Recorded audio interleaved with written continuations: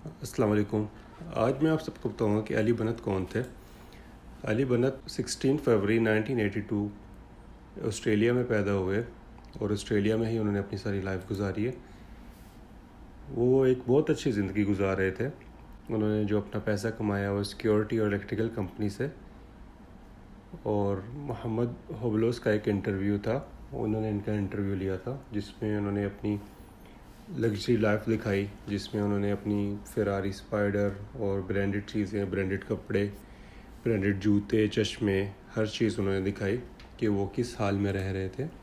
बिल्कुल अचानक से ही उनकी लाइफ बिल्कुल बदल गई जब उन्हें ये पता लगा कि उन्हें कैंसर है।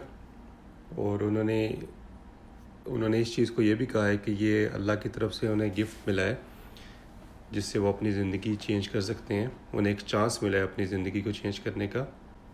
कैंसर के बाद उन्होंने अपनी गाड़ियाँ, अपनी जो भी अपनी लग्जरी चीज़ें थी वो बेचना शुरू कर दी। उन्हें ये बताया गया था कि वो 7 महीने ज़िंदा रह सकते हैं, लेकिन वो तकरीबन 3 साल ज़िंदा रहे कैंसर का सुनने के बाद।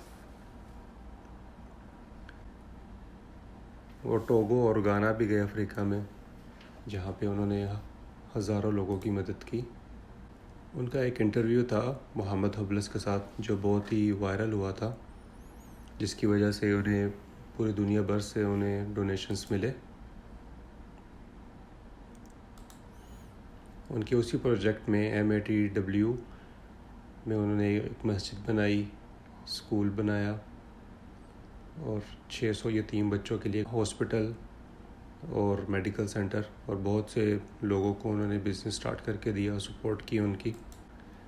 अली ने लोगों को एनकरेज किया कि वो खैराती काम करें बजाय इसके दौलत के पीछे भागने के।